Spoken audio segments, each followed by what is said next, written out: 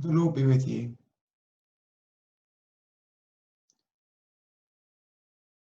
Hear the Holy Gospel according to St. Matthew.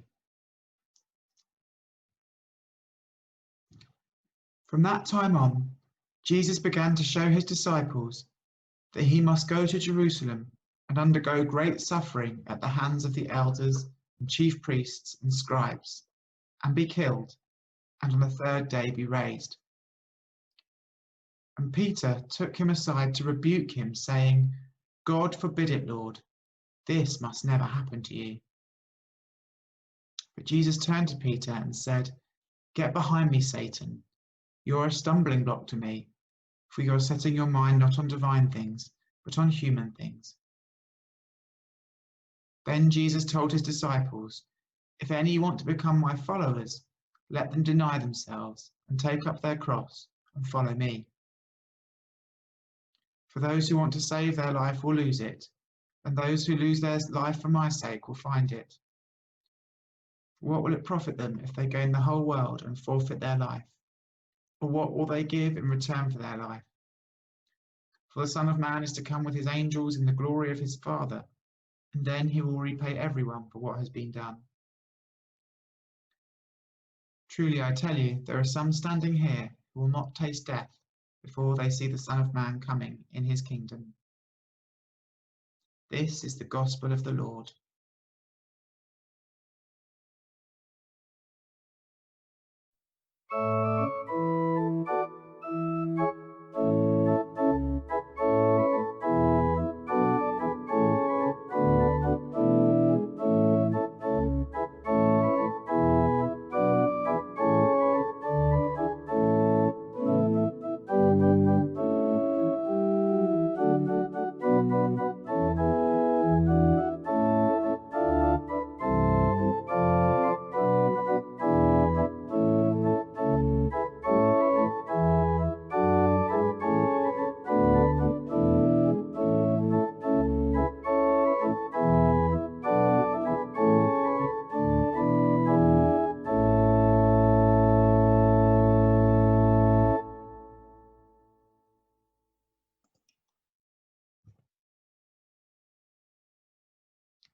If any want to become my followers, let them deny themselves and take up their cross and follow me.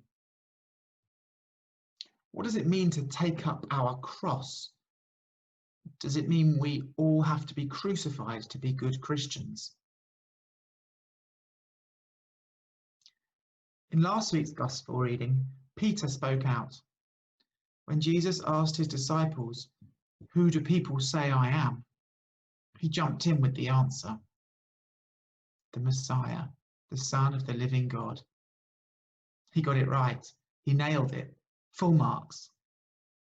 And Jesus congratulated him, saying, Blessed are you, Simon, son of Jonah, for flesh and blood has not revealed this to you, but my Father in heaven. Then in this week's reading, he gives the wrong answer and gets told off. God forbid it, Lord. This must never happen to you. Get behind me, Satan. You are a stumbling block to me, for you are setting your mind on divine things, not on divine things, but on human things. What did he get so wrong? What was the distant difference between the two answers? In his first answer, Peter understood that Jesus' identity was rooted in God. He understood that Jesus was not on any kind of earthly mission. He was not restoring the political fortunes of Israel or bringing back the old traditions of the prophets. He had come as the Messiah, the anointed one, the chosen one of God. And this was visible to Peter as he could see God's work being done. He was attentive to divine things in a way that others weren't. And Jesus confirmed this in his praise of Peter's answer. Flesh and blood has not revealed this to you, but my Father in heaven. Peter got it right because he was focused on what God was doing in the situation. He was attentive to God and to God's will. So what went wrong in the second answer? In his second answer, Peter loses sight of God's will and his own human thinking takes over. He wants to protect his master and friend from harm. It's only natural. But it is not God's will in the situation. Jesus knows who he is throughout all of this. He's the one whom the voice spoke at his baptism. This is my beloved Son, with him I am well pleased. And he never loses sight of God's plan for his life. But that doesn't mean he follows without a struggle. Peter's comment must have touched a nerve. Jesus, knowing about the difficult path ahead, may have loved for his loyal disciple to protect him from any suffering, but that was not God's will, and he knew it. For you are setting your mind not on divine things, but on human things. Jesus had his mind set firmly on divine things. For him, this was to mean great suffering at the hands of the elders and the chief priests and the scribes, death, and on the third day be raised. What does it mean to take up our cross?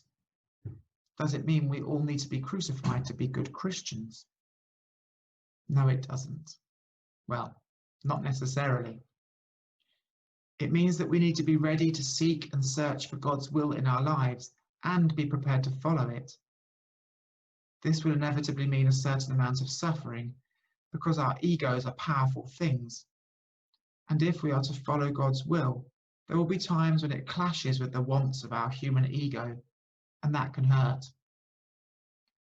We can see it if we look at Jesus in today's reading. He is able, through prayer, self-knowledge, and self-discipline, to calmly explain to the disciples that he must suffer and die in order to be raised again. But he loses his cool when Peter reminds him that he could choose an easy way out.